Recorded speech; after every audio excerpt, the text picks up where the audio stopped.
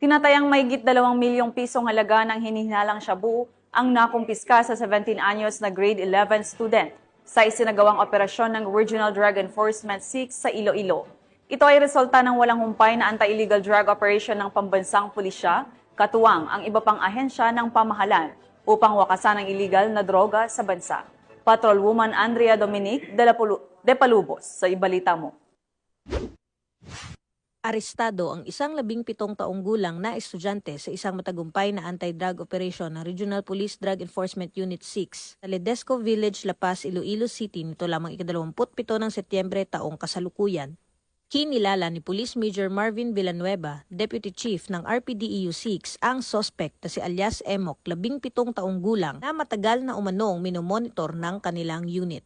Batay sa investigasyon, nagsisilbi umano siyang bodegero at taga-deliver ng iligal na droga na nagmumula pa sa Maynila.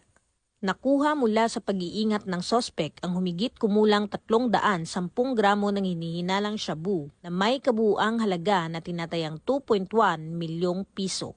Kinumpirma ng mga kapulisan na kasalukuyang grade 11 student ang sospek. Siya ngayon ay nasa kustudiyan ng Women and Children Protection Desk ng Iloilo City Police Station 2 para sa nararapat na proseso, linsunod sa Juvenile Justice and Welfare Act. Sa kabila ng murang edad ng sospek, naninindigan ang Philippine National Police na walang sinuman ang ligtas sa kamay ng batas kapag sangkot sa iligal na droga. Patuloy ang pinaigting na operasyon ng Police Regional Office 6 hindi lamang upang tugisin ang mga sangkot sa kalakalan ng iligal na droga, kundi upang protektahan ang kinabukasan ng kabataan at tiyakin ang isang ligtas, maayos at drug-free na komunidad sa buong Western Visayas.